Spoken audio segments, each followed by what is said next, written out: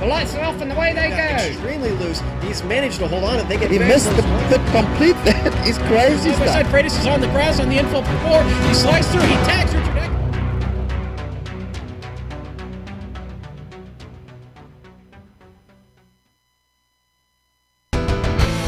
They hail from around the globe, and though separated by oceans, they gather in the virtual world for reasons as varied as their locales.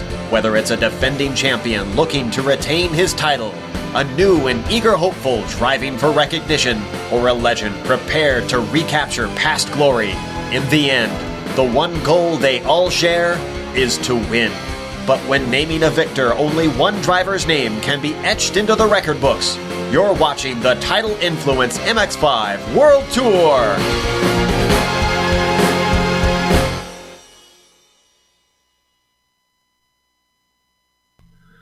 Floating high above the land of the rising sun, looking down at Suzuka International Racing Course, which today plays host to round 8 of 10 on the Tidal Influence MX-5 World Tour Season 12 schedule. This 15-minute streamy award-worthy pre-race show will count us down to when the lights go off and the field of little MX-5 smoke away from the standing start towards the sweeping right-hander that will be the first corner on the first lap of this 18-lap contest. Last round from Mid-Ohio, we saw a pair of poor pit stops cost Sergio Mora and Deuce Allen a shot at the win. Living up to the hype that preceded him, the rolling Estonian Aero Num became the 28th driver on the career winners list when he bested Sonny Jesse Kanchen and the Slovene machine Patrick Fliss for the checkered flag. Suzuka always lends itself to great racing, so bring cyberspace into your place. Fill up a bowl with flavored rice crackers, pour yourself an icy glass of melon cream soda, put your feet up in the recliner, and enjoy the simulated sports car excitement that will be streaming into your home. Konnichiwa, everyone, and welcome to another GSRC broadcast. I'm your host, Bill Soup Zahn. Helping me call the action is Richard Losper, as we once again set the record for combined age for a sim racing commentating duo. Turning the knobs and pushing the sliders is the proud graduate of the Institute of Pits Topology, Dr. Ramjet himself, Amjed Yaman. And Dougie Beard is our camera artist. Richard, after first dates with Monza, Imola, Donington, and Mid-Ohio, the tour rekindles the romance with an old friend. Tell us about the girl nicknamed by some the Origami Pretzel. Well said there, and a very good day to all our listeners and viewers. Let's talk about the track that is Suzuka. It's 3.6 miles or 5.8 kilometers, so it's the longest track. There are 13 turns. In fact, some say 14 turns. There are 18 turns, I think it is. So we need to have a good look at this track now. You go down into a very, very fast section in turn 1, and then you go through a series of S's around the section that's called Dunlop Curve and into Degner 1 and 2, which are two right-handers that lead you into a hairpin. Once you negotiate the hairpin at turn number 11, you come through a section that's called the Spoon Curve, which is a curving left-hand section. Then you go along a straightaway, a curved straightaway, to one of the most terrifying left-handers called 130R. The reason that is so terrifying is you approach with a lot of speed, you lift fractionally in this little car to get around there, and you hope to keep your speed up and not get too wide, or in fact spin the car coming out of the turn. Then you head down to to a section called the Casio Triangle, which finishes the lap up. So a very tough track, and to get a good sense of what I'm talking about, let's have a lap guide with our driver Amjed Yaman.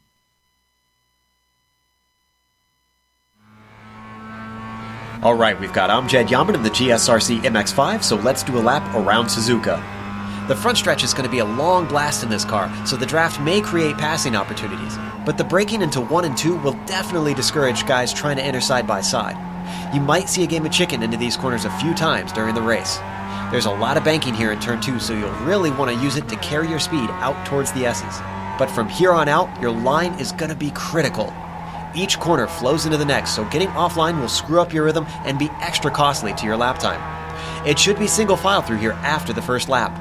Now, coming out of this last right-hander, you want to hug the right to get a nice launch into the Dunlop curve.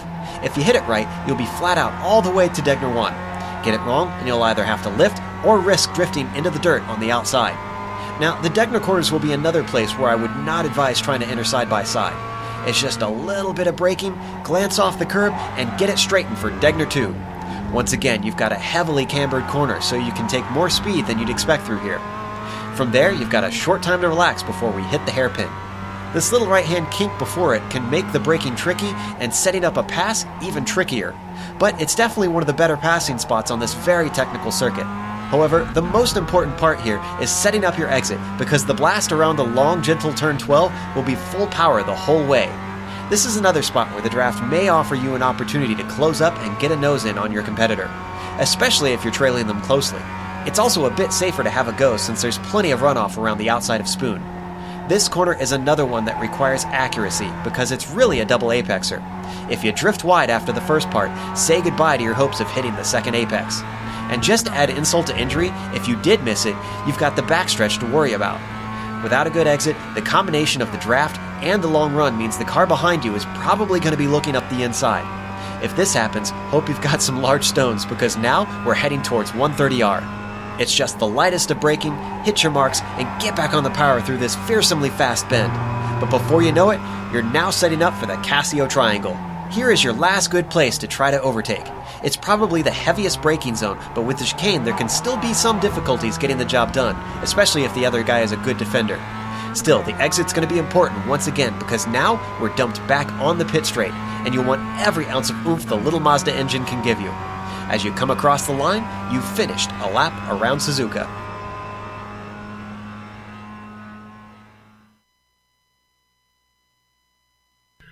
The recorded voice of Joe Peak taking us around the origami pretzel that is Suzuka. And my pleas to tear down the overpass in favor of an intersection continue to fall on deaf ears, but I continue to hope. And hoping to put in a good qualifying time are our drivers who are out there right now. So let's take a look at the top drivers in the point standings. After Mid-Ohio, the 10 overlay names we see remain the same, but as you can see from all the red and green arrows, there are considerable movement among the bunch. Sonny Jesse Cantion remains in his familiar position at the top of the chart, but while leading on the overlay, he has missed victory lane now twice in a row. First bested by Sergio Mora, who sits third on the graphic. And then following Mora's round 6 win at Sebring, the Roland Estonia newcomer Aero Num outdueled Jesse Cantion for the victory last time at Mid-Ohio. Consistently running near the top in any race and sandwiched between Cantion and Mora on the overlay, it's the Slovene machine Patrick Fliss. Just 15 points back of Fliss is last season's top rookie Robert Hartley. Not until we get to 5th do we see any movement. A poor pit stop at Mid-Ohio might have cost Deuce Allen the win. Nevertheless, a good result there. Moved the Buckeye Bullet up 3 spots and onto the left side of the graphic. Holding station in 6th, but only a point back of 5th is Travis Swenke. Now, before Mid-Ohio, only 9 points separated 7th from 10th. That margin has increased some. Thanks to a good showing last time by Carlos Torres, the Colombian is up 3 spots now into 7th. Hey, a teddy bear in real life, his no-nonsense verdicts as an incident review team steward earned him the nickname the Bay State Hammer.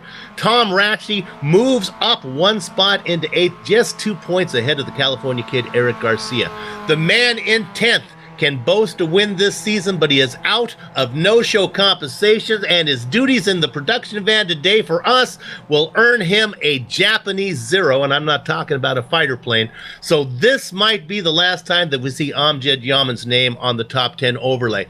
Now, Amjad does have the keys to the GSRC graphics room, but barring any shenanigans from our director, it's a good opportunity for the season's top rookie, Jeroen Jonkers, to bust onto the overlay next race. Jonkers sits 50 points back behind Dr. Ramjet right now. Richard, before we go to the the 6 sideways behind the wheel segment, let's talk about the race specifics. Yeah, and we'll have to push it along. We're getting close to a race start. So this is round number 8 of 10 rounds. And we have our car, the global Mazda MX-5 ND. The drivers are allowed to use open setups. Only 30% fuel may be put into the tank, which means 1 stop is required for all races. The qualifying is 2 laps lone qualifying, which they've just about completed.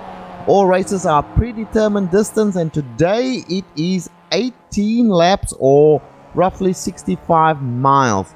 No fast repairs, no incident cap, which can be helpful to some drivers, but not on this track, let me tell you. There are bonus points for qualifying and miles per incident. The weather is dynamic, and let me tell you folks, it is warm out on track. Back to you, Bill. Okay, we have a pre-race interview lined up with Eric Coleman now in car number 81, and he's finished qualifying. He's qualified in 21st position. Eric, I guess that's probably okay for you there. You're back in the pack. How's it feel? It feels warm, really warm.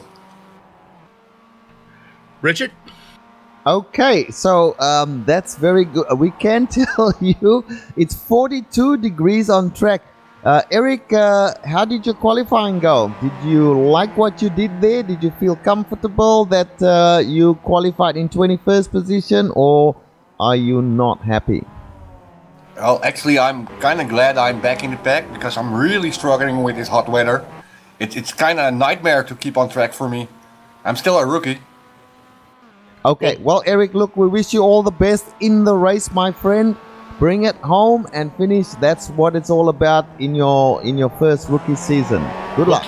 We'll keep an eye on Eric as he sits in 21st, about ready to go through the grid. Now, the Behind the Wheel was brought to you by 6 Sideways, a full-service motorsports company based in Sebring, Florida, which currently competes in the SCCA Pro Racing Battery Tender Mazda MX-5 Cup Championship.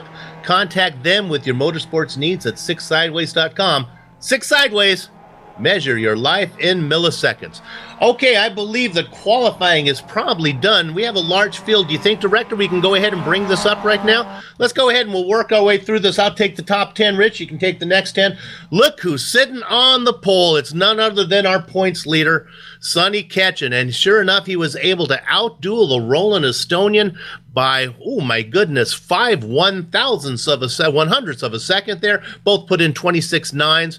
Second row is going to be made up of Sergio Mora and another great performance by Eric Garcia. My goodness, he is performing well this season. Patrick Fliss and Gene Must Finish Fittis is in the 6th position. We hope that the New Zealand driver can bring it home.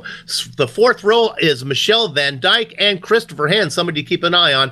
And then rounding out your top 5, row 5 is the new Robert Hartley. And here we go from the CMS series, Umberto Roca. Keep an eye out for him. Richard?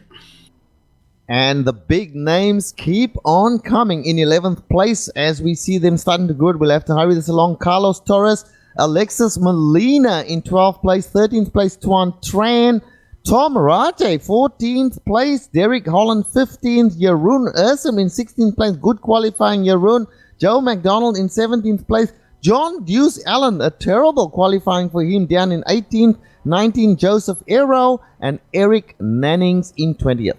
And we're going to round this out here as we go to the 21st position. Hitting blackjack, we talked about it, Eric Koning, Al Heaton. In the next row, it's Mario. My goodness, Mario Lawson couldn't put in a good qualifying time. Season 3 champion, Mackler behind him. Newcomer, David Oselin, and Kieran Mont in the 13th row. And then rounding it out in row 14, 27th position, Wilfred Rensenbrink.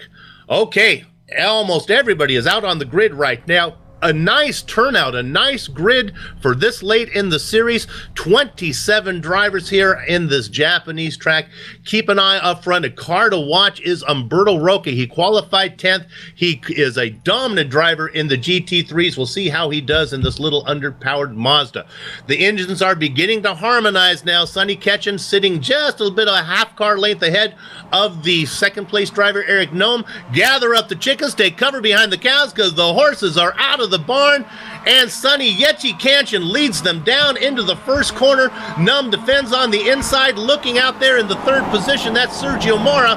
Garcia has lost the position. Now Garcia ducks inside. A nice run from Garcia inside of Fliss. Now Garcia gives up the ghost, drops down to fifth position. Fliss takes over fourth. Richard? Yeah, and let's go right back here to 14th position with Tom Rajay. All of them had a really good start. Remember, it's very, very warm out on track here. They're coming through the S's right now. The leaders, in fact, have passed through the S's. They're going into Dunlop. And Tom Rajay sitting there in 14th place, as we said, behind Tuan Tran. So a very good start at this point. Midway through the field, we can go back and have a look at the rear of the field as well, and we can see that right at the back there, Sam McAleer did not start. Kieran Mant is about our last driver, and Wilson Retzenbrink, he is in fact bringing up the last place at the moment. Back to you, Bill. Robert Hartley had a bit of an off. He dropped a few positions, but he's okay right now. He got back in. Let's go back up and set the stage up front. It's Kanchan, Numb, Mora, Fliss, and Garcia. Pretty much how they qualified is how they're running right now. Great run from Michelle Van Dyke is up to 6th position. Gene Fittis in 7th, rounding out your top 10. Christopher Henn, Robert Hartley, and Umberto Roca. He qualified 10th. He's back there right now. Let's look at Roca right now being challenged by the Colombian. That's Carlos Torres. And yes, this will be an unusual drive for Roberto Roca. We saw that he mentioned in the chat that this is hard. So we're not expecting him to be anywhere near the top at this stage, but he is a very good driver. Look for him in the future. Back to the top now, Michelle Van Dyke. They head towards 130R for the very first time. This can catch you out. Let's see what happens here. We've got Sonny Kanchan in the lead, followed by Aero Nom. We're looking at Michelle Van Dyke going really wide out of 130R as they go to complete lap number 1. Sergio Moore in 3rd place, Patrick Fliss in 4th place, Eric Garcia doing a fantastic job in 5th place, and then Gene must finish 30s in 6th place. Want to drop you back to 17th position. He just got around a couple drivers, including Jeroen Ursum and Joseph Arrow. It's Marlo Lawson. Remember, he's a very fast qualifier. He has a couple wins under his belt in the career wins list. Bad qualifying back there, running in 16th position right now. Just ahead of him. My goodness, look at this battle. This is Ratchie and Allen. Look at the depth of this field, Richard, where we see guys like Tom Ratchie and Deuce Allen and Marlo Lawson battling for 15th position. Yes, that is incredible. And it is, as you say, it's the depth of the talent that race in the MX-5 World Tour. Marlo Larson is in fact here in, 16th place, fighting with John Allen in 15th place, fighting with Tom Rajay in 14th place. So this is fantastic. Let's go back to the front now and see what's happening. Aero Nom shadowing Sonny Kanchan. Sonny Kanchan still leading here. Sonny Kanchan was our fastest qualifier. He's our championship leader, and he's leading this race, followed by Aero Nom, as we said. Patrick Fliss, who's always been exciting to watch, as also Sergio Mura are in 3rd and 4th. So very early times in the race, Bill. Everyone just kind of settling down. Bear in mind, it's very hot out there. It's all the familiar suspects up front. Kanchan, Numb, Mora, Fliss. The only one that would be unusual to see in there is Eric Garcia, and that's only because we just, for the life of me, I just can't get used to seeing him running up there with these guys right now, but he is holding his own, running in 5th position in the hunt with the rest of the guys. Michelle Van Dyke, Fittis in there as well. It's a little bit farther back to the guys running in. Fittis doing his best to hang on. Hartley back in 7th, Christopher Henn running in 8th. Then you get back to this other battle that we talked about. It starts at 10th position. I'm going to run through it real quick. Torres, Roca. Here's another name that you know, Richard. Alexis Molina in 12th. Absolutely. And just a note there, Carlos Torres managed to get past Umberto Roca, and he's now holding down our 9th position. I want to say no, he's in... whoa, something happened there. Deuce. Deuce has had trouble, and we have another spin. It looks like it was Carlos Torres got into it. Let's look what happened. Torres was in that battle with Roca.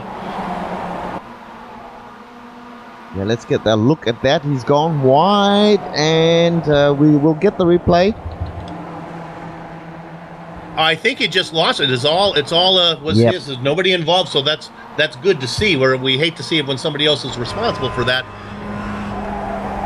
Bill, that's what happens when you go wide coming out of 130R. It's a tough corner. You're carrying a lot of speed there, and you've got to keep the car, settled. And as we saw there, Torres just lost it. So Torres now shuffled back a little bit there. I want to talk briefly about Christopher Hen. Now, he's new here in the series, Bill, but he is well known to us in the MX-5, and just watch out for him as the race progresses. Let's go to third right now as Mora is being pestered by Patrick Fliss. I'm not sure if Fliss is going to make the move. We talked about the pit stops that need to be done up there. Right now, Sonny Ketchen is burning the most fuel, doing all the work as he's pushing the air out of the way for Num and Mora and Fliss and Garcia. Now I want to drop back a little bit farther. We made a look at him here. Let's look at Marlo Lawson. Remember, he put in a bad qualifying time. He got around Ratchie. He got around Deuce Allen. He got around Tuan Tran, and Larson is on the move right now, up to 12th. Next victims for him, Alexis Molina and Umberto Roca. Yes, and Alexis Molina doing a great job, as is Umberto Roca in his first race in the MX-5 World Tour. Christopher Hen as well. And I have to say, Bill, for me, here comes Marlo. Let's just have a look at this. Marlo, as they approach Spoon Curve, Marlo overtakes Alexis Molina, makes up another spot. He's now got in his sights, he will have indeed Umberto Roca. So let's see what he can do here as they head towards 130R. He goes to the inside, making the move on Umberto Roca. Umberto's been in many races in much faster cars. He is going to do the right thing and let Marlo Larson pass at this point. Something I've been dying to say for my whole career.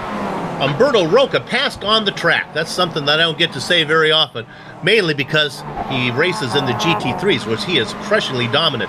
Larson all the way up to 10th position. Newcomers may be wondering, why is Marlo so far back? Well, in this series, you get 2 laps to qualify, and unless you keep the car on the track, if you put one wheel off into the grass, you don't get a qualifying time for that lap. That's what I think happened to Larson. He was not able to get in a qualifying time, so that's why he had to start so far back. Yes, that is correct. And Marlo is very fast on this track. When we ran the official series here at this track, he was easily one of the fastest guys around the track. So he currently is sitting in 10th, I want to say 10th place, yes? Yep. And working his way forward. He's a little way off the rest of the pack. So let's just go forward from that. Let's drive with Michel van Dijk and Gene Fiddies here. So Gene Fiddies is now in 7th place here, and Michel van Dijk in 6th place. Michel also kind of, in that top 10 on a regular basis, had a few problems from time to time, but doing a great job here. Eric Garcia, Bill, this has got to be the most improved driver this season, I'm sure. I'm the youngest in my family, and I remember when my brothers would let me play street football out for Thanksgiving. Eric's got to be feeling right now that he's playing with his big brothers out there and holding his own, running in 5th position, as there is a 6-car train running nose to tail. Then a little bit of break back to Fittis, who's doing his very best to hang on to that train. I think one of the best things that could happen to those guys is for Marlo Lawson to get up to him in 10th and see if Marlo can bring them in there and make this a 10-car train. Larson now has to make up some ground.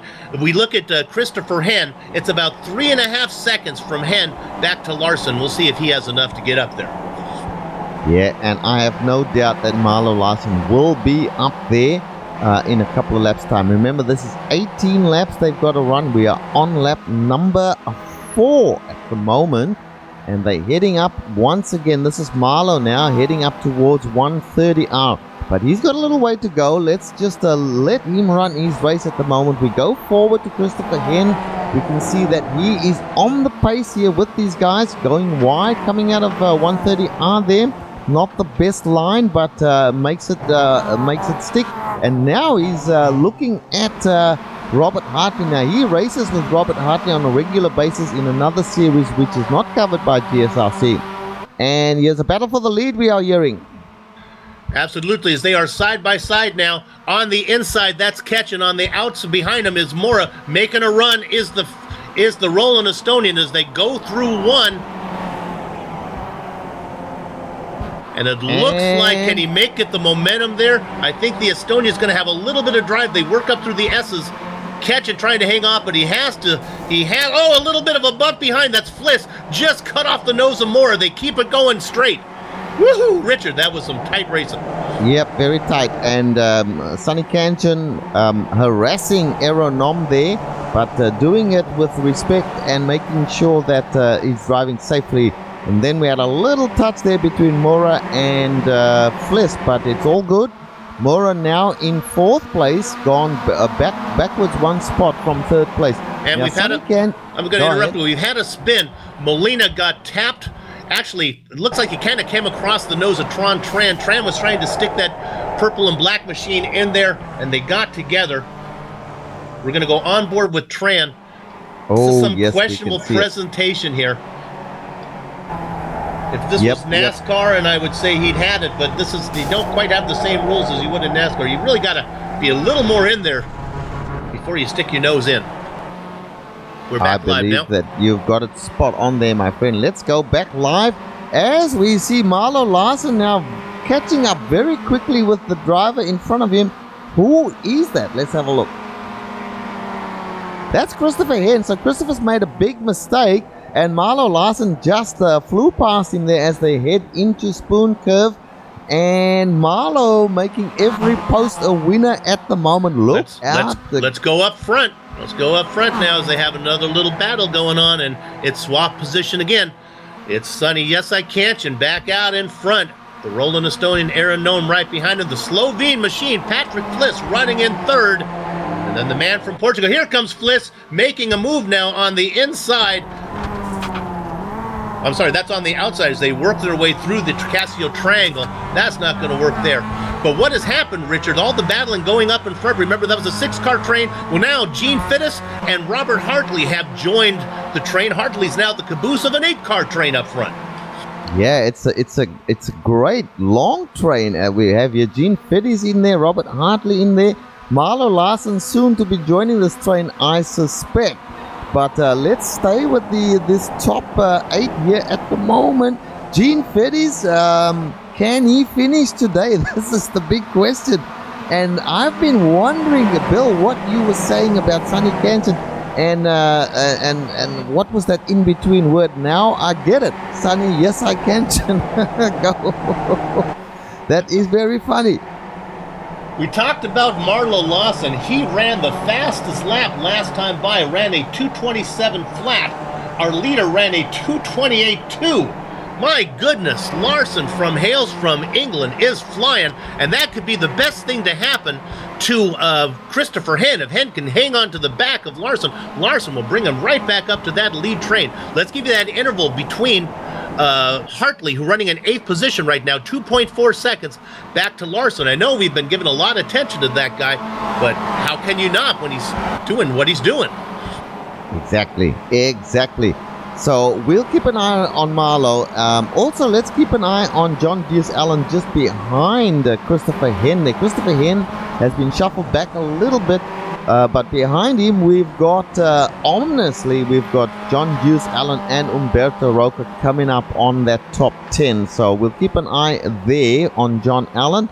Meanwhile, back up the front here, it's holding station. Sonny Kanchan back in the lead there as they go through Spoon Curve. Aeronom shadowing him. Patrick Fliss in his customary position just behind them. I'm pretty sure Patrick would like to get to grips with Aero and pass him as they head now towards 130R, all in line. This is not the corner that you want to try and make a hasty or an irrational overtaking maneuver, because it can all go horribly wrong. And we see there that Patrick Fliss and Aeronom just hanging in there and just checking. Oh, here comes Sergio Mora. Sergio having a look there at Patrick. Couldn't get anything done there, Bill, but certainly he is trying to... Oh, he's heading into the pits. Sergio Mora, the early peel once again. This is the same strategy that he used last time at Mid-Ohio. He had a horrible stop, wasn't able to ever see the lead again. Let's see what happens this time as he comes in. Hey, I quickly want to jump you back to a great battle going on for 19th position. It's our pre-race interview. Eric Coleman, he's in a battle here with Derek Holland. These guys are fighting for everything they're worth. David Olson, Oselin in there as well, and also Joe McDonald. A 4-car battle for 19th position. Let's stay on this a little bit. We like to give a little love all the way through the field. There's Coleman trying to take the inside position. Holland with a great run. They're going to go side by side. Are they going to enter? Are they going to get this settled before they go into the first corner? It looks like Coleman's going to give up the ghost. No, they're still side by side, and our pre-race interview fights back, fending off Holland. A great battle for 18th. Yeah, good battle indeed. And just behind them, there's David Oselin and Joe McDonald, who had a little bit of a tangle going into turn number 1. There was no drama, but Joe McDonald had to hit the anchors pretty hard there to avoid getting into the back of David Oselin, which he did. So a good little battle going on right at the back here. So let's now go back to Sergio Mura. He's back out on track. I didn't see whether he took tires or not, and I'm going to go back and have a look at that while you carry on there, Bill. Remember, this is the same strategy that he did last time. He's come back out on track in 24th position. He's working his way around Alexis Molina right now. Molina lets him by, so Mora picks up 23rd. What Mora wants to do is run some hot laps. Mora might have been thinking, hey, I'm faster than these guys right now, but I'm never going to be able to get away from them if we keep running like this. Let me go run some hot laps, work my way through traffic, and when everyone does their pit stop, you're going to find me up in front. Mora's Achilles heel for his entire career has been pit stops, and it's really not so much the math anymore. This seems like the randomness of the iRacing pit stop always seems to not fall his way. So right now, running in 23rd position. We appreciate the drivers up front behaving themselves, allowing us to get through the field a little bit. Let's go ahead and update you real quick. We'll go back up to the leaders. Sonny Ketchen first, Num in second, Fliss in third. Garcia now, because of Mora's departure into the pits, running in fourth. Everybody's still hanging on as they go all the way back to Christopher Hand running in 10th position. We talked about Mario Lawson. Well, Mario's coming in right now. Marlowe coming in. So we'll keep an eye on Marlowe and see how he comes out in relationship to Mora. Yeah, we will certainly have a look at that. And let's take a moment here to introduce a new name into our broadcast. We have a spotter here tonight in the form of a guy called Nash Henry. So Nash is just spotting for us today, and look forward to the Nash joining the commentary team at some point in the future. Welcome, Nash. Absolutely. Now watching Mora as he comes around the main straight. Is he going to get out in front of Larson, looking for where Marlowe is? If I can find Marlowe, where are you, buddy? We're still looking here. It looks like Mora's going to get as Larson is still in the pits. Yeah. Larson now roll a horrible stop, or either a horrible stop for Larson or a great stop for Mora. Mora ahead of Larson by almost 10 seconds. Yeah, and it looks like Mora took left side tires, 2 tires. So he's the first one into the pits. Well, Marlowe had worked so hard, but now he's like Sisyphus in flip-flops. He's making his job so much harder because of that pit stop. So, running now in 23rd position. Yeah, we talk about Sergio Mora having bad pit stops. We've seen Marlo Larson make some really bad pit stops. Remember last couple of weeks ago, Bill, he didn't take enough fuel and ran out of fuel, and that was at Mid-Ohio.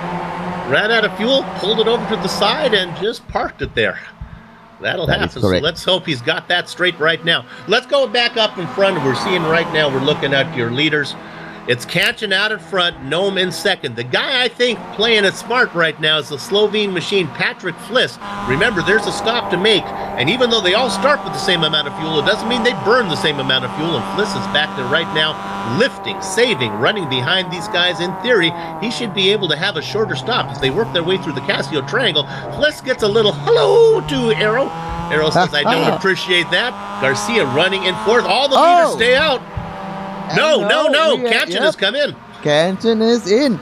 And we did see Aero Num going very defensive there. I'm going to have a look and see what our leader, our championship leader, Sonny Kanchan, does.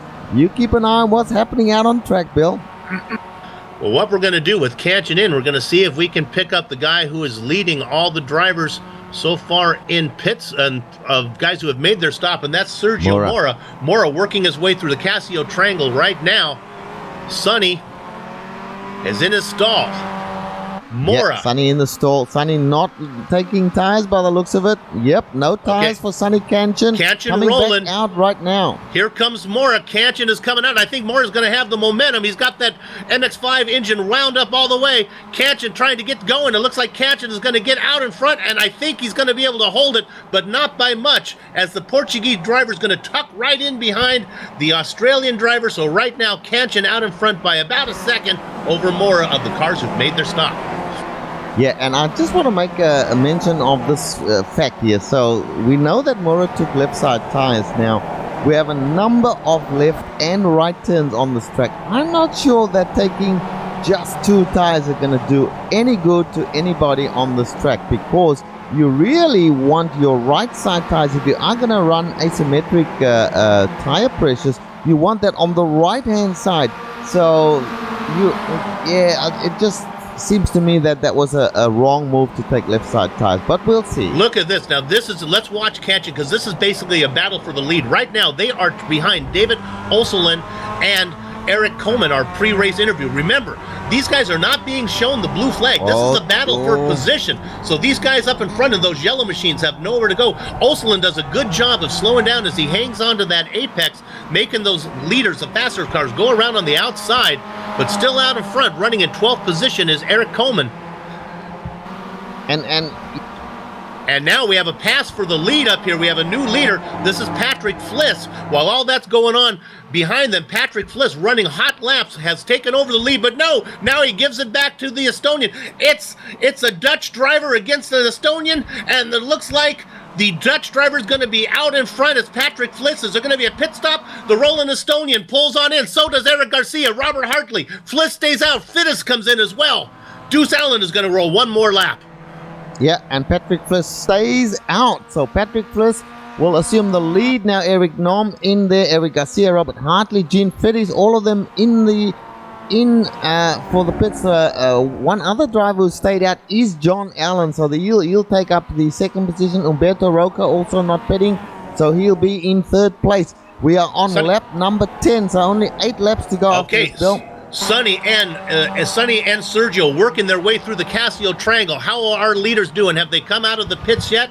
Let's see if we can spot them. They're beginning to roll right now. The guy out in front is Eric Garcia. Is he the first one out? My goodness. He's the first one out, and I think he's going to jump all these guys. Here comes the head of steam from the 2 cars behind him. They get one driver, but they're not going to get the California kid who is out in front of Sonny Ketchen and Aero Nom. There's a battle there. Sergio Mora couldn't get past Aero Nom. Sonny Kanchan did manage to pass before turn 1. So Aero Nom just behind Sonny Kanchan now. So this is the battle again. But up in the lead there is Eric Garcia. Eric Garcia, we don't know if he took enough petrol to go the distance, but it doesn't matter. He's leading some huge names. Well, he's actually not the leader right now, because we still have one driver who has yet to come in. Actually, there's quite a few drivers. Fliss, Allen, Roca, Tran, Aero, Ursum have yet to come in. That is correct. But effectively, this will be the fight for the lead once these guys do come in. Eric Garcia, great drive from him. He gets an opportunity to genuinely stay in front of the leaders. But behind him, he has got some of the fastest drivers in MX-5 racing. And that is Sonny Kanchan, Aero Nom, Sergio Mora as well. And behind them, Robert Hartley, who has also done a pit stop. Then we have got David Oselin, but he is a past driver. Gene Fittis is next best. So that is 1, 2, 3, 4. Once Patrick Fliss goes in, it's going to be very interesting to see when Patrick Fliss pits, which should be very soon, and where he comes out, Bill. Let's go back to Garcia. Look at him stay ahead of these guys. They begin to run him down. Fliss in.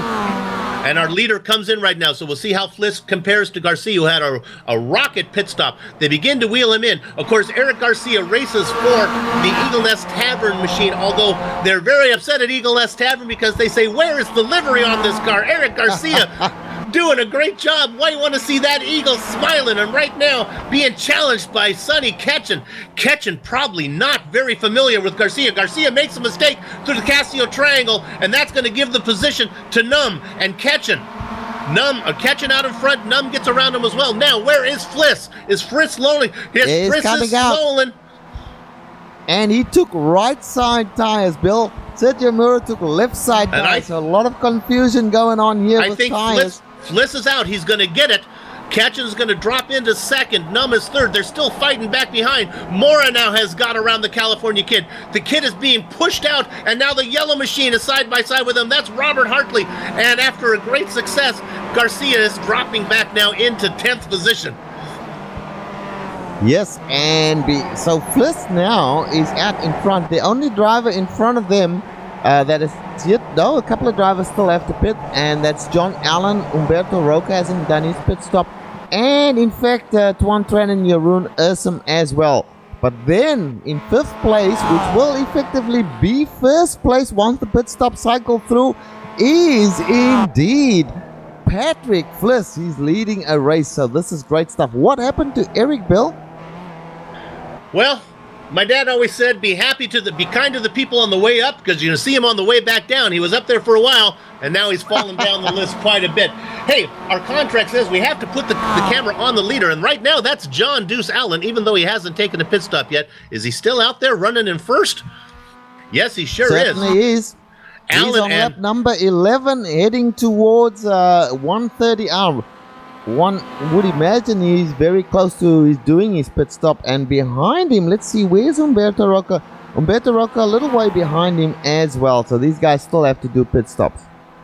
4 drivers who have yet to pit, and let's go ahead, give them a little love. It's John Deuce Allen running in second, Umberto Roca running in third, Tuan Tran, and then how about this? The man who picked up his first top 10 at the end of last season, our series manager, Jeroen Ursum, running in fourth. Not having a hard time of it right now in fourth, even though he is driving the Viagra car. And then we go back to Sonny Ketchen, the first car of the leaders of everyone who has pitted. Oh, no, it's Patrick Fliss. I apologize. Fliss. John Allen just came in there. So John Allen in the pits right now. We'll see what sort of decision he makes on tires. So let's have a look at that. Umberto Roca stays out. Tuan Tran comes in as well. John takes right side tires. Now, I'd imagine all these leaders come by. We will see where Allen comes out, though. As he just, I saw him rolling. Yeah, he smoked right there. Here goes the leaders going by. Looks like Garcia's going to get by. Allen hustling to get out. Is he going to get out in front of the next car? It looks like it's going to be Marlo Lawson running in about 10th position. And I'll tell you what, Bill. Yep. Sonny Ketchen and Aaron Nom are kind of glued together. There's never more than a car length or two between them, and we've got about 5 or 6 car lengths forwards towards Patrick Fliss at the moment.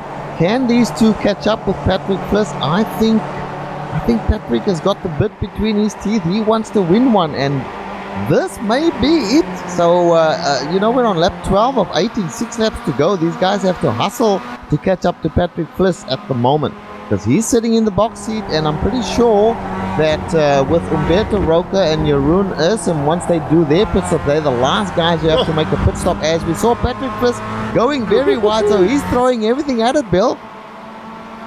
All right, we're going to watch this on replay. That was through, I believe, the second Degner there that I was worried he was going to get out into the wall. He had that car really, really wide as he's getting ready to go under the underpass. I've been out there a while, and he got it back. Hey, I'm going to hog the mic here for a little bit. We're going to try to kill 2 birds with 1 stone. We will run down the top drivers right now, the top 10. Well, actually, we're going to start with Fliss. He's currently your leader of all the cars who've pitted. Ketchen and Num run 2 and 3, but they have to run together if they're going to catch Fliss. Mora and Hartley run 4 and 5 with the cars that have pitted. Garcia in 6th position. Marlo Lawson had that horrible stop, has fallen way off the pace. He's got to work hard again. Deuce Allen behind him. Gene Fittis, how about a tip of the hat to him? We say he's got to finish. I think he's got a good chance to get in there. He's 2/3 of the way home. Bring it on home, you New Zealand boy. Okay, then we go back to Mikel van Dijk running in 12th position. And there's the guys up front. I'm going to stay on the mic for a minute because what we're going to do is pay our bills and do our Eagle Nest Cavern back marker review. We're going to start with the car running last on the lead lap. It was birthday last time he raced. It's Wilfred Rensenbrink running in 26th position right now. Just ahead of him, running in 25th position, is, of course, Derek Nanning. Nanning having a great run, all by himself. Up one more spot, we go up to our pre-race interview, Eric Coleman. Coleman in a nice little battle right now, in that battle with Al Heiden, running for 22nd position. Stay with me. We're seeing action up front. Sonny Canton tried to make a move into turn 1 there, nearly got it wrong, did a little bit of a slide and nearly lost the car. There was a little tap between himself and Patrick Fliss as well. Aeronom not able to take advantage. Back to you, Bill. That's fine. We'll say with it. We watched the replay. The boys up front don't realize we had some bills to pay, but that's not their fault. And able to hang on up front is Fliss, still in front, Canton and Numb. Let me just run down these final 5 guys, and then we'll put a close of the book here on the back marker review. Let's go ahead and pick up Derek Holland, running in 21st position. Just ahead of him, it's David Molina, running, I guess, in 19th. Did we do that one there? Holland in 20th, Molina in 19th. 18th position is the man from England, Kieran Mott, running all by himself. Not really a battle going on back there. 17th position, he's finally made his pit stop. That's Jeroen Ursum. Then up in 16th spot, we're going to go see where we going next, director. You make the move, and then I'll tell you who it is. Oh, it's Joseph Arrow, the veteran from Italy. And finally, rounding out the top 15, I guess that's going to take us all the way. Would it be Tom Ratchey running in 15th position just behind Tuan Tran. There you have it, your 67 back marker salute, brought to you by the guys at Eagle Nest Cabin. Richard, I know you're biting your tongue. What's going on up front? We've got 5 cars in the train, and any one of these 5 cars, by what I'm seeing, can win this race. So right up front, it's Patrick Fliss. He's being harassed by Sonny Canton. 3rd place is Aeronom, kind of just holding station and seeing where he can. Here comes the battle for the lead. It is Sonny Canton on Patrick Fliss. He goes into 130 out ahead of Patrick Fliss. Patrick Fliss, here comes behind them Sergio Muro as well. They side by side with Nom and Fliss. They both rough. Go through the Casio triangle together. Fliss shuffled back to 3rd place, and Aeronom going into 2nd place behind them. Mura thought about it, and indeed Robert Hartley having a good look at what's happening. But our leader is Sonny Canton once again. Now this is interesting. What happened here is Numb takes that defensive line, but that allows Fliss to go to the outside and maybe pick up a little bit of toe off of Sonny Canton. Canton's got to be loving these guys as they battle behind right now, side by side through 1 and 2. It's Numb with a little bit of a lead over Fliss. Fliss fighting back. He has more momentum. Now he'll have the preferred position as they work through the S's, but it is the S's. So I have the preferred position. Now I don't. Now I do. Now I don't. Who's going to decide how this stays? My goodness, it's Cialis bathtubs all the way through the S's, and they're going to start working into Dunlop. And there's no way through. 4. Oh, there's a little bit of a touch there. I love you. I don't love you. I love you. Sergio Mura trying to get through. There's no place for him to go. Robert Hartley also having a look. This is very risky stuff here, Bill. It could all go wrong. In the meantime, Sonny Canton thinking to himself, fantastic. Keep it going, guys. You boys want to go side by side through the S's? That's fine with me, says the Australian driver, who has now opened up a 2-second lead. Mora now to the outside as they work their way to the hairpin. He punts into the back. Mora had that late break, and he punted into the back of Numb. Numb keeps it going. Actually, that was Fliss that he backed into them. And Robert Hartley had to take evasive action. We're going to get some replays on this, Bill. But Robert Hartley and all of them managed to keep it going. But I tell you what, that was high-risk stuff. Numbs came across saying pretty aggressive racing out there today.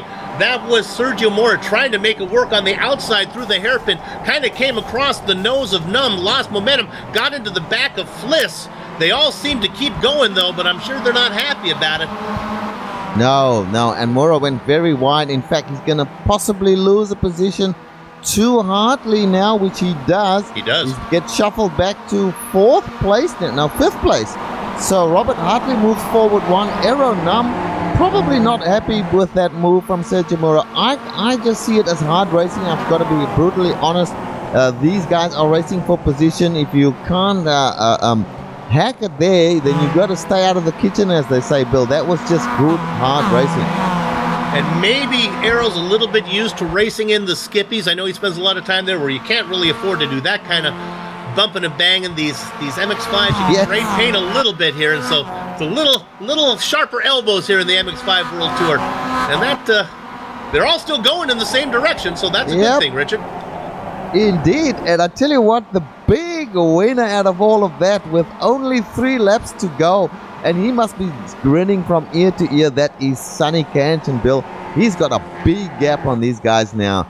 Like, it's not huge, but it's enough to win the race unless he makes a big mistake. It's a giant gap if Fliss and Numb, and I don't think Numb's going to be happy sitting back there in 3rd position. Hey, let me put a few closing punctuation on some of our racing points here today. Marlo Lawson, remember we talked about him? Well, sure enough, after that long pit stop, he's worked his way back up to 8th position. Well, actually 7th position, I guess. Nope, yep, 7th, let me get that right. And now he's working around the California kid, Eric Garcia. Yes, I was about to mention that Eric Garcia is still in it there. He's behind Sergio Mora. Sergio Mora frustrated that these guys are battling in front of him. He could not get through. They tried a high-risk move, didn't come off, and in fact has lost another position, as we mentioned, to Robert Hartley. So he's going to be pushing. Remember, we are on lap 15, 3 laps to go after this lap. As they come now out of the hairpin, they go towards the Spoon Curve. There's about 6 cars here in a battle. Any one of these 6 cars, Bill, could end up on the podium. Meanwhile, out front is Sonny Canton with that lead that we mentioned, loving it at the moment. But just behind him, there's the train is fantastic, and Marlo Larson at the back of this train. You're looking at Eric Garcia doing such a great job. Eric, Sergio Mora trying now to get back there. There's the fight there for 2nd place. Aeronom going towards, trying to pass on the inside of Patrick Fliss, Bill. I think they have a good chance as they work their way through 130R. They're going to get that done, and so now that's going to give a clean road ahead.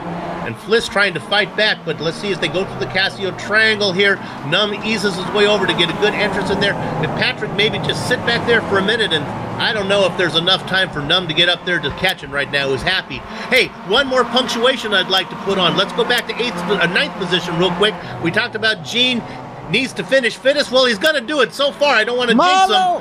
Marlo back in the pits. He didn't take enough fuel again by the looks of it. Larson again, and he had that horrible stop. Something must be going on. At least this time he didn't stop out on the track. He's going to have to come back in. That's 2 races in a row that's happened to happen. Fittest now, we talked about him running up in 8th position. He's got around Van Dyke. And then and Bill, and we're going to look at P2 at this battle. Let's go back here to 9th. Let me see. 7th position. John Allen. John Allen is right up there, trying to get into the mix of the 1, 2, 3, 4, 5, 6 cars, being led by, of course, Aeronom. Then we've got Patrick Fliss. We're on lap 16, 2 laps to go, and there's a whole bunch of cars behind Aeronom that could try and take over his position. So this is going to be a dour battle right to the end, Bill. The best thing that happened to these guys was Larson having to come into the pits because he was fast. A little bit of a bump. Oh my goodness, he pushed him out. What a great job of driving from Numb. And losing momentum back there is Fliss. That's the 2nd race in a row where I've seen Numb do something totally impossible as he was able to save that car. Oh, we're going to ride on board with Fliss. Look what the Rolling Estonian does here. Let's Gets putted out there. They're going it back in.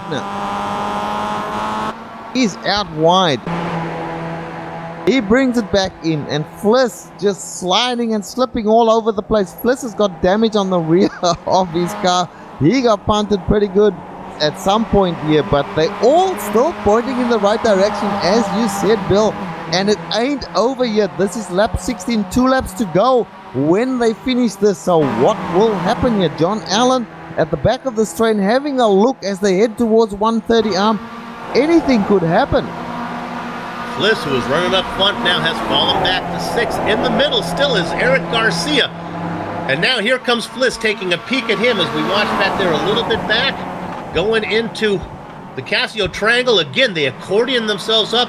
Fliss is going to be able to get that as he elbows his way through Garcia. And after the elbow, Juice Allen says, okay, I'll come through too. So Eric gets pushed back into 7th spot.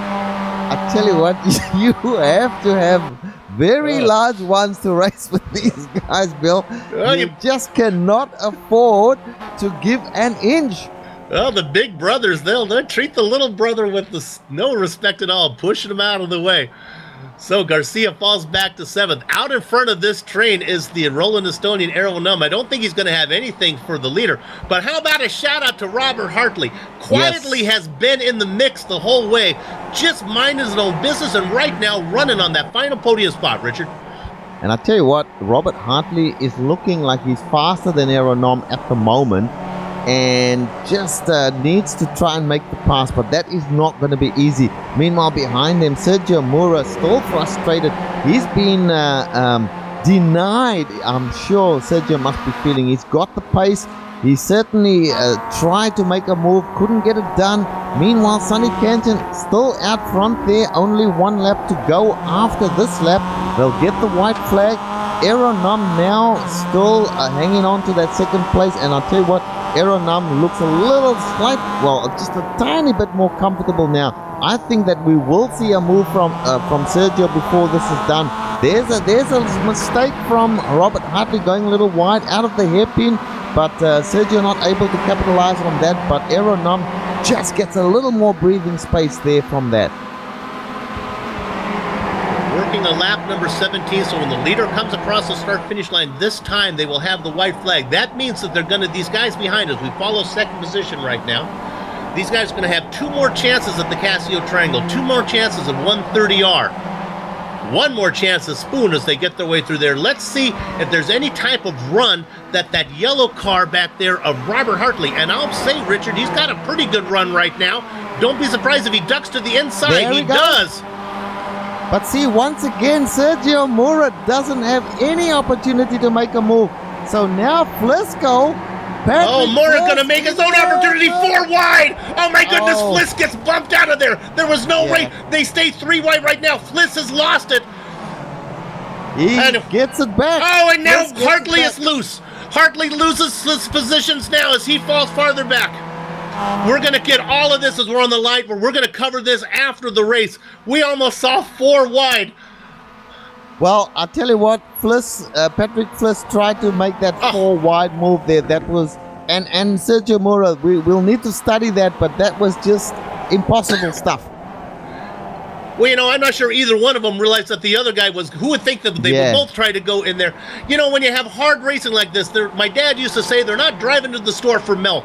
Sometimes stuff happens, and my goodness. Oh yeah. I'm not apportioning blame to anybody here, but what it's all done is it's kind of handed the race to Sonny Canton, and Aero Num probably will get second place now unless he makes a big mistake.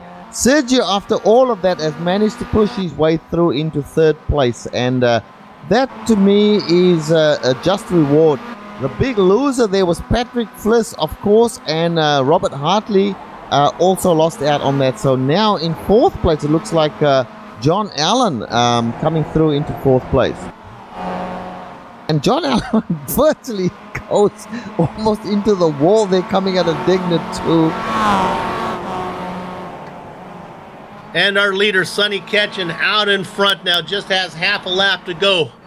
As I believe a red-shafted Japanese gilded flicker has entered into our booth. Somebody quiet that bird if you could. Don't know if you can hear it there, but it sure is bothering me. Sonny Ketchen working his way through Spoon right now. Just a few laps to go. And now there's only one. He's on the last lap. He's got a few corners to go. Just have a look, Bill. Have a look at the damage on all the other cars. Aero Num, rear damage. Sergio Mura, rear damage, possibly front damage as well. John Juice Allen looks pretty clean, but Eric Garcia, rear damage. Robert Hartley must have front end damage. Christopher Hen, where did he come from? He's in there now. Remember, you want to come back for the post-race show. We're going to cover all that action that we saw there on that white flag on the penultimate lap as they went into the Casio Triangle. Man, that was exciting. Meanwhile, let's put our attention on the man from Australia, Sonny Ketchen. He's missed it the last couple races, but he's back to grab the checkered flag again. I believe it's number 5 for the season. Sonny Ketchen wins round number 8 in the MX-5 World Tour, sponsored by Tidal Influence. Second place is going to go to Aeronum. Sergio Mora gets 3rd. Deuce Allen gets 4th. The California kid, Eric Garcia. No, Deuce Allen got 3rd place, I think.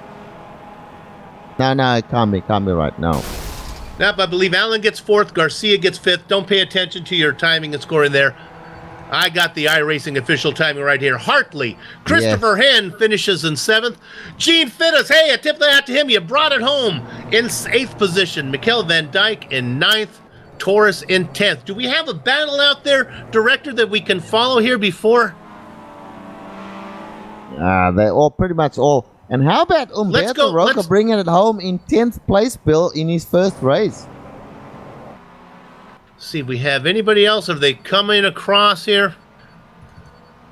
Looks like that's it. Molina comes across. Mont comes across. Everybody else in good shape. Okay, what we'll do is take a short break. Don't go far, though, because when we come back, we'll try to recap some of that penultimate lap action that happened there between the guys running for second. This is the Global Sim Racing Channel. Don't go far. Back in a few.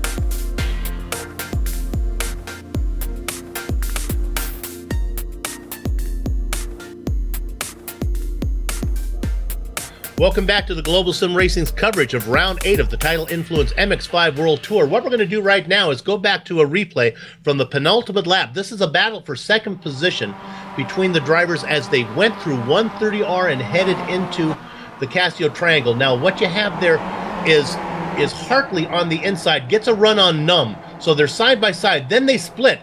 Then behind them, that is Mora and Fliss. Both decide to go through the middle. Not enough room for Fliss. Then they go 3 wide through the Casio Triangle, and the guy that gets the worst of it is Hartley, who spins away. Now we're going to go one more time, look at it from Fliss. Richard, what are your thoughts? Well, I've looked at it a couple of times now. We'll have another look at it on the replay. Now, Fliss is in behind these guys. We see that Mora sees a gap there, goes for the gap. Fliss decides the gap is big enough for him to try and go. So Mora and Fliss went for the same gap. I don't think they saw each other. So no. It's just unfortunate the way it worked out for Fliss there. But I don't think that they saw each other there, Bill. That's my thought. If you were going to put any blame anywhere, and I'm not sure any blame is deserved anywhere, Fliss was the guy in fourth, had the best view of it. I'm sure Mora, who was running in third, had no idea that Fliss was going to get in there as well. So it happens. It was exciting. And the poor guy that we talk about Fliss getting the worst of it, poor Hartley, who was just battling for second, all of a sudden finds himself pushed out, and he's going to finish off the podium. Let's run down your finishing order. Man, the MX-5 World Tour, sponsored by Tidal Influence, never fails to put on a good show. Put these guys on a great track, and they will not disappoint. Sonny Ketchen wins again. The Roland Estonian wasn't able to get it done today after the win at Mid-Ohio. Is going to finish in second. Sergio Mora is going to have some apologizing to do. I'm not sure all of it is necessary. This is some aggressive driving from the Portuguese driver. He's going to finish third. John Deuce Allen, great run from him, up in fourth. And the California kid, Eric Garcia, in fifth. Robert Hartley had visions of second place. He's going to end up in sixth position. Christopher Henn quietly pecked his way up into seventh. Gene got to finish. Well, he did it, and sure enough, he's in eighth position. Maybe he can lose that nickname now. Michelle Van Dyke in ninth position, and rounding out the top 10 from Colombia, Carlos Torres. Richard? And in his first race in the MX-5 World Tour, Humberto Roca brings it home in 11th position. That is a very creditable finish. Look out for Humberto as the races go forward. Tom Rache finished in 12th place. Tuan Tran in 13th place. Patrick Fliss, after that very exciting second last lap, finished in 14th place. Joseph Aero quietly in 15th place. Jeroen Ursum, that's a good finish for Jeroen in 16th place there. Alexis Molina was up front early in the top 10 there, finished in 17th place. Kieran Mant, returning from a long break, has not been able to do much so far in this race. He finished in 18th. Derek Holland, 19th. And Joe McDonald in 20th place. Hitting blackjack, it was David Oselin catching 22, Al Heaton, followed by Eric Nanning in 23rd position. Our pre-race interview hits the double dozen spot. Eric Coleman, last car on the lead lap, though, and if you finish on the lead lap, you got to consider yourself partly a winner. Then 3 laps down, again, we saw pit stops, and always, he's very mysterious, and it's Marlo Larson. We talked about Fittis needing to finish. Well, I think Marlo kind of needs to do the same thing. Last week's birthday boy, Wilfred Rensenbrink, is going to finish in 26th position, 5 laps down, and those are the 26 drivers that took the grid. My goodness, let's go to interviews. Who do we get a chance to talk to right now? I see up there. Let's go ahead and talk to our race winner. Richard, I'm going to let you talk to your buddy, Sonny Ketchen. Okay. Hello. Hi, Sonny. Do you have a copy? Yeah, the sun is shining bright. Sonny Ketchen. Sonny, tell us about that race there. You were leading, and then Aeronom took over for a little while. You had a great pit stop. You came back out. You did your battles. And then behind you, in the last few laps, everything went crazy, and they kind of handed the race to you. Yeah, it was part of... what happened was I had a good night's sleep, and woke up this morning and feeling really good, and Suzuka bazooka. So it was time just to hoping for a repeat of the last time I raced here. The last season came out a win as well. and I was feeling really good. Had a few good practice laps and started in pole. There we go. Woohoo! Finally, I think this is the first pole I had. Anyway, in the season, so I started the race, and Eero was fantastic. I was a bit nervous with Eero behind me, but because I haven't raced him before, right? So after a few laps, I knew that he was very calculated in his approach, especially drafting and everything. So I was really happy and comfortable. So I then made a decision to pit early, right? And this is the first time too that I actually pitted as early as this in the season. And then I hoped I had a good pit stop. That was great. Kudos to my crew members, pit crew members. And as soon as I got out, there were two you can't say lap cars. The cars racing for positions. And you slower can't even cars. say, Yep. Yeah, slower cars. And then I had to do my best to navigate through them, but they did a fantastic job. And they actually gave me a bit of leeway, and then by the time I caught up to the other guys, and that's how I ended up close to Eero again. Eero was right behind me, and Patrick, he did a great pit stop. And the only thing I have to apologize to Patrick was that late passing maneuver that I had in the first corner, and luckily it was neither a big incident for either of us, hopefully. So that was that, and the strategy worked. My early pit stop, and then I knew I had the pace for the win. And the other thing, Rich, when Patrick was ahead of me, I wanted to make sure I go ahead and pass him as soon as I can. So leave Patrick to Eero. So that was my game plan. It worked out well. Yep. And tell me a little bit about, it was very hot out there on track, and you didn't take tires at all. How did the car feel towards the end of the race then? It was great. I was running laps closer to my qualifying times, actually, even in the last. So I knew how the car behaved on this. It was very hot, like you said, Rich, and I knew that no tires were necessary on this track. I did the same in the last MWT season in Suzuka. So it's been a great run. Okay. Well, this was, I'm sure this feels really good. I can hear in your voice that you're pretty excited and stoked, as we say in Australia, about this win, because this was a great win. So congratulations on that win. You took on the guys, the Eero and Sergio and all the rest of them, and came out a winner. And that puts you firmly in front in the championship, maybe even seals the championship. We'll have to work that out. But congratulations, my friend, and all the best for the next two races. Thank you, Richard, and thanks to Bill as well, and everyone else in the race today. This has been a great day, and have a great Sunday from Australia. Congratulations, Sonny. Good job, buddy. Yeah. Sonny catching a great race from him. Okay, I'm going to bring in the second place. I'm going to bring in the second place driver here. It's going to be Errol Num. Errol, do you have a copy? Yeah. There you go. You're a little bit, if you're able to turn, there you go. You got it. We're getting a little feedback on you there. I'm going to set this up with a story. I remember when my first girlfriend, I grew up in a family that was very nice to each other. Everyone loved each other, was nice. Then when I met my girlfriend and became part of her family, they argued and yelled and they fought. I kind of feel like you coming over here, over in the Absolute Beginner League, everything is so nice and friendly. You come over here, my goodness, they are throwing elbows at you, my friend. I think the track didn't help. The track didn't help you. It's so hard to be on the track. Well, there's a couple things. First of all, a great race from you, and it was exciting. We're going to take you to a couple incidents.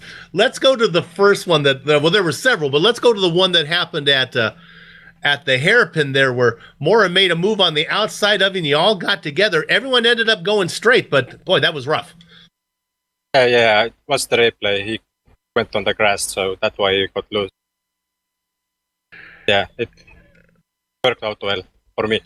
Yeah, and then we'll go to the last one that happened on the next to last lap. You're running second. Hartley gets a run on you through 130R, and then you guys split, and both Mora and Fliss have the same idea to make it 3 wide. Unfortunately, they both had it, and 4 wide wouldn't work. Yeah, luckily I was on the side of the road, so my Yeah, I was sure where I'm going, so. Well, are you compared to the Absolute Beginner League, which is much more easy racing? They'll rub wheels a little bit over there, but not what's going on over here. Are you enjoying your time over in this series? Yeah, definitely. Well, it is great to see you. You got the win last time. Congratulations on that. Couldn't pick one up today, but it was some exciting racing. You guys put on a good show. Yeah, thank you. Second is good enough for me. There you go. Well, that's a nice attitude. I'm not sure if I'm buying it, but I'll take it since he's a newcomer. Aero Num, your second place finisher today. Richard, you want to talk? Let's go ahead. Let's talk to the Slovene machine if you can. Let's get why don't you talk to Patrick about his idea to make it 3 wide down the straight or 4 wide down the straight? Bill, you go ahead and talk to Patrick. I interviewed him last week, so you go ahead and interview him Patrick, today. let me talk to you here on this one. Let's go right to it, man. One of the most exciting passes I've ever seen. Well, set it up the same way I just set it up with Aero Num. Aero Num is running up in front. Hartley gets a run on through 130R, and then there's a big hole. And then I guess you and Sergio both had the same idea. Hey, yeah, I got a huge run and I went to his side. I was on the middle of the road, and by the time Sergio pulled over left to go for the gap, I was the whole car there, basically hood to hood. But yeah, he just turned in, so that's the way I see it. But I don't know, we'll have the guys decide who do it. Yeah, and honestly, we looked at it a little bit from the booth. We can only look at it quickly. Unfortunately, I think maybe a little bit of net code might have worked. I think you guys almost made 4 wide work through there. My goodness, let's talk about the pit stop. You got to be happy that you came out in front. Yeah, I finally figure out the way how to calculate the amount of fuel needed, so it should be better in the next races. Earlier on, when you're sitting back there letting Num and Katchen do most of the work, were you saving fuel, lifting a little bit? No, not at all. Sonny was just faster than me. Ah. Well, let me tell you, it's exciting. You were in the hunt. It could have gone either way for about 5 or 6 of you guys. In fact, there was a time when Eric Garcia was actually leading the pack after the pit stops. Man, you guys put on a show. I know it didn't quite work out the way that you wanted to, but thanks for entertaining us. Yeah, no worries. And see you next time. All right, Patrick Fliss. Not the joke today. He only has jokes when he finishes on the podium, I believe. Oh, my goodness. Richard, are we done or do we have one more to do? I think that's it. I believe that is it, so we'll go to closing. We'll wrap it up. My goodness, man, what a great performance. I hope you all enjoyed it. Hey, and remember that you'll see a lot of these guys in a couple weeks at the GSRC All-Star Race. That's going to be on December 10th. I believe that's a week from today. Hopefully a lot of these guys will come back and compete. The Beach Boys used to sing, be true to your school. Well, come on, guys, let's be true to your racing series here. Support the QRS on the Continental Endurance Sports Car Series and here on the MX-5 World Tour, 2 series that are under the QRS sanctioning umbrella. Let's see if we can run with some of those other series, teach them how to do it. That's going to be the nationwide cars on the combined oval at Monza, road course and oval all in one. Boy, you don't want to miss that. It'll be next week. We'd also like to thank everybody at the Quality Racing Syndicate for organizing this series and contracting with GSRC to broadcast it. Thanks to Tidal Influence, an ecological consulting firm based in Long Beach, California, that restores wetlands, saves and studies endangered species, and educates children about our environment. And remember, children are our future. For more information, go to TidalInfluence.com. Hey, just 90 minutes drive and 70,000 feet up. My goodness, that would be rough. 7,000 feet up from the wetlands is the best kept secret in Southern California San Bernardino Mountains. You know what it is. It's Green Valley Lake. And while you visit, stop in at Eagle Nest Tavern for a hot meal and a cold drink and tell them that we'll get a paint scheme on their car for next race. Thanks to the 6 Sideways guys, a full-service motorsports company based in Sebring, Florida, which currently competes in, take a breath, the SCCA Pro Racing Battery Tender Mazda MX-5 Cup Championship. 6 Sideways offers race car build preparations, rental, transportation, maintenance, trackside support, setup service, sock puppel instructions, driver coaching, marketing, media, and how to boil a hard-boiled egg, race car storage, and more. Contact them with your motorsports needs. 6 Sideways. The original music that you heard on today's broadcast, you know who it is, Eric Echelm and Kate's the Lawn. For Pete's sake, listen to it with headphones so you get the stereo separation, see the screen for how to contact each of them and download some of their digital music. The Tidal Influence MX-5 World Tour returns in 2 weeks. That's 14 days, December 17th for round 9 from, oh my goodness, Phillip Island. You want a track that another puts on a great show every time? Suzuka, Phillip Island, as the MX-5 World Tour stays here on the in the East as they work through Japan and Australia. And of course, GSRC will be there to bring you all the action. We hope that you turn in. If you'd like to find out more about GSRC, such as upcoming archive broadcasts, or to schedule GSRC to broadcast an event of your own, your best bet is GlobalSimRacingChannel.com. We're also on Twitter at GSR Channel and Facebook at Global Sim Racing Channel. And finally, on behalf of my old mate here, Richard Losper, our director, Amjad Yaman, filling in for Joe Peak, who's on assignment, our camera artist, Dougie Beard, I'd like to thank all of you for watching. We hope you had a good time. We had a fun time bringing it to you. That said, it's time for us to go have fun storming the castle. So until next time, race clean, race hard, and we'll see you on the track.